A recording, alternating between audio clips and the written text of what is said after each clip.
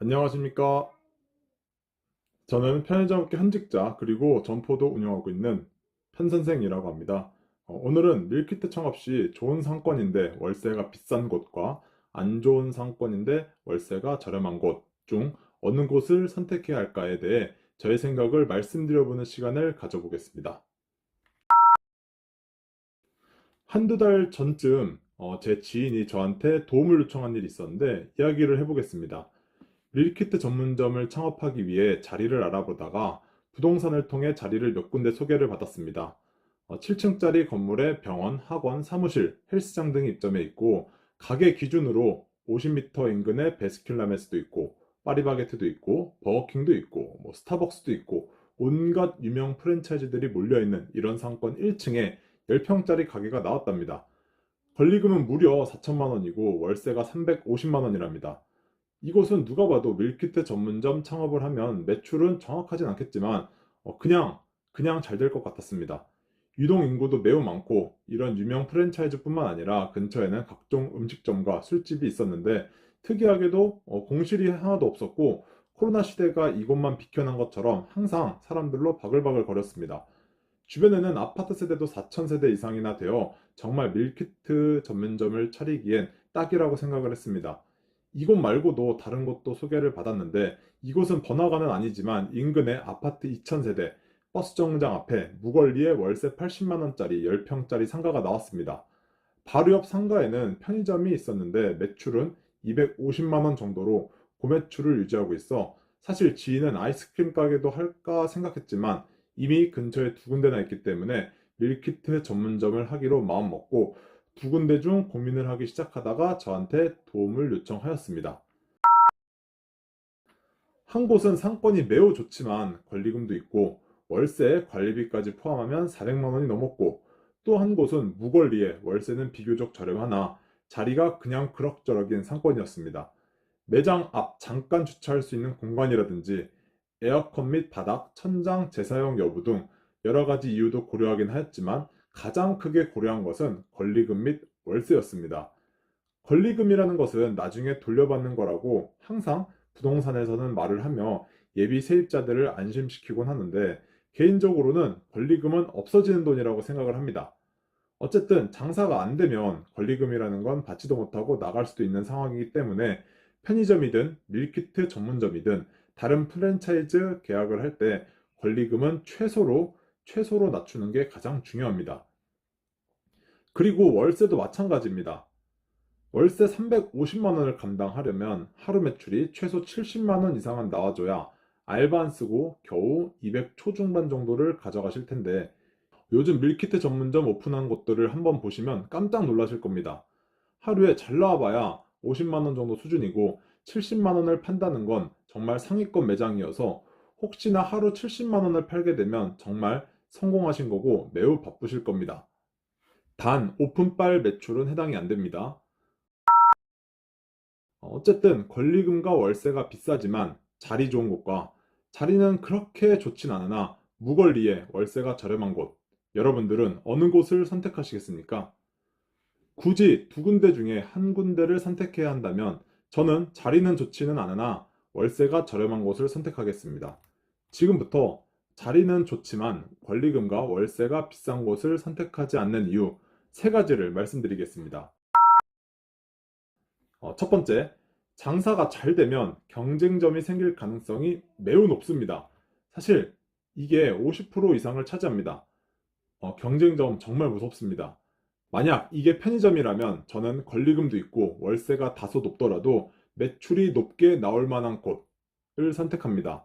물론 담배권은 내가 취득해 있어야 하고 경쟁점 들어올 만한 포인트들도 고려해 봐야겠지만 경쟁점이 들어오지 않는다는 가정하에 무조건 매출 높은 게 최고입니다. 편의점 하시는 분들은 아시겠지만 재계약 시 매우 유리하기 때문입니다. 어차피 담배권 취득에 따른 자율규약 때문에 50에서 100m 내에는 편의점이 오픈할 수도 없고 무인 편의점이나 무인 아이스크림 가게 정도가 경쟁점이 될 텐데 들어온다 해도 매출의 반토막 정도까지가 아니라 한 2, 30만 원 수준일 겁니다. 하지만 밀키트 전문점이라면 이야기는 달라집니다. 먼저 밀키트 전문점은 거리 제한이 없습니다. 그리고 신규 프랜차이즈 브랜드들이 너무 많이 생겨났습니다. 제가 모두 세보진 않았지만 30여 개가 넘어가는 것 같습니다. 이들은 사업을 키워나가기 위해 과거 편의점 회사들이 그랬듯이 어떻게든 오픈을 마구잡이로 할 것입니다. 딱 10년에서 15년 전에 편의점들도 그랬기 때문에 바로 앞에 서로 마주보고 오픈해 있고 바로 옆에 오픈해 있고 실제로든 인터넷 기사로든 한 번쯤은 보셨을 겁니다. 요새 밀키트 전문점 창업이 매우 핫하기 때문에 잘 된다고 하면 옆에다가 그냥 오픈해 버립니다. 내가 오픈하면 옆 가게와 경쟁해서 이길 수 있겠지 라는 생각으로 오픈을 하실 텐데 매출 그냥 서로 반토막 납니다. 제가 몇 달 전 땡땡 브랜드 본사에 가서 상담을 받았었는데 땡땡 본사 담당자는 우리 브랜드가 땡땡 브랜드 옆에 오픈하면 메뉴도 많고 맛도 있어서 충분히 이길 수 있다며 오히려 매출 좋은 땡땡 브랜드 근처에 오픈하는 걸 추천하기도 했습니다. 아무리 브랜드가 좋다 해도 결국 제한된 상권에서 같은 상품을 판매하는 나눠먹기가 될 테고 어차피 임대차 계약을 보통 2년을 하기 때문에 투자금이 아까워서라도 2년은 웬만해서는 버틸 수밖에 없습니다. 매출이 150만 원 나오는 경쟁점 바로 옆이면 모를까 바로 근처에 오픈하시는 건 생각을 정말 잘 하셔야 합니다. 둘째, 언젠간 유행이 끝날 것입니다. 이 언젠가라는 말이 참 애매하죠. 흑당 밀크티, 주시, 인형 뽑기방, 코인 노래방, 대왕 카스테라 등 수년 전 한창 인기를 끌었던 업종들은 순식간에 확 생겼다가 현재는 거의 찾아보기 힘듭니다. 밀키트 전문점도 앞에 말씀드린 업종보다는 빠르지는 않겠지만 결국 마찬가지일 가능성이 높습니다. 유행도 유행이지만 아무리 유행이라도 점포 수가 제한적이면 장사가 계속해서 잘 될 텐데 결국 유행에 따라 많이 점포 수가 늘어났기 때문에 그만큼 반비례하여 매출이 줄고 수익이 나지 않아 폐점을 하게 되는 겁니다. 현재 코로나로 인해 외식이 많이 제한되었고 맞벌이 부부들 증가와 같은 사회 문제 등으로 인해 집에서 간편하게 요리를 해먹고 싶은 가족들의 수요가 늘어 덩달아 밀키트 시장도 점점 커가고 있는 건 사실이나 이렇게 빨리 변화하는 우리나라 특성상 계속 인기가 지속될 수 있을지 그리고 매장이 점차 늘어남에 따라 대응을 어떻게 해야 할지 고민을 한번 해볼 필요가 있습니다. 결국 밀키트 전문점도 무인 시스템인 상태에서 배달이 가능한 방법 등으로 돌파구를 마련할 것으로 조심스럽게 예상을 해봅니다. 위기가 오면 새로운 돌파구를 찾아 대응을 하겠지만 지금같이 오픈이 계속 늘고 새로운 시도를 하거나 변화하지 않으면 결국 앞에서 언급한 업종들과 별반 다르지 않게 되어버릴 겁니다. 저도 집 근처 밀키트 가게를 자주 이용했었는데 요즘에는 메뉴들이 질려서 한 달에 한두 번 정도밖에 사 먹질 않습니다. 본사는 소비자들이 질리지 않도록 꾸준한 메뉴 개발에 힘써야 하며 온라인보다 저렴한 가격으로 소비자들을 끌 수 있는 방법과 점주님들의 인건비를 최대한 줄일 수 있는 방법들을 계속해서 연구하고 생각해 봐야 할 것입니다. 셋째, 장사가 안 될 경우도 생각해야 합니다. 창업이라는 건 현실적으로 누구나 다 잘 될 수가 없습니다. 오픈 전에야 장밋빛 가득한 미래를 떠올리며 결의를 다지지만 결국 30% 정도만 성공을 하고 나머지 70%는 5년을 채 버티지 못하고 폐점을 하게 되는 게 현실입니다. 물론 본인 능력 부족도 조금은 있겠지만 입지 선정 문제라든지 코로나 바이러스와 같이 운이 따라주지 않는 등 여러 이유들 때문에 창업은 성공보다는 실패하는 사람들이 더 많습니다. 편의점도 누가 봐도 장사가 잘 될 것 같아서 오픈을 했는데 장사가 안 되는 경우도 있었습니다. 하물며 데이터가 없는 밀키트 전문점도 예외는 없습니다. 누가 봐도 장사가 잘 될 것 같은 상권이라 비싼 권리금과 비싼 월세를 주고 오픈을 했는데 매출이 3, 40만 원밖에 나오질 않습니다. 괜찮아지겠지라고 생각하며 열심히 노력하고 시간을 투자하여 초심을 잃지 않고 하루 종일 노력했지만 오픈 당시 매출에서 변함이 없습니다. 오히려 오픈빨로 오픈날 매출이 잘 나온 매출이 될 겁니다. 월세 350만 원을 내야 하는데 머리가 아파집니다. 권리금도 이미 다는 못 받을 거라 생각이 들고요. 차라리 월세라도 쌌으면 하루 매출 20만 원이 나오더라도 그렇게 크게 손해를 보지 않았을 텐데 라며 후회를 할 가능성이 매우 높습니다.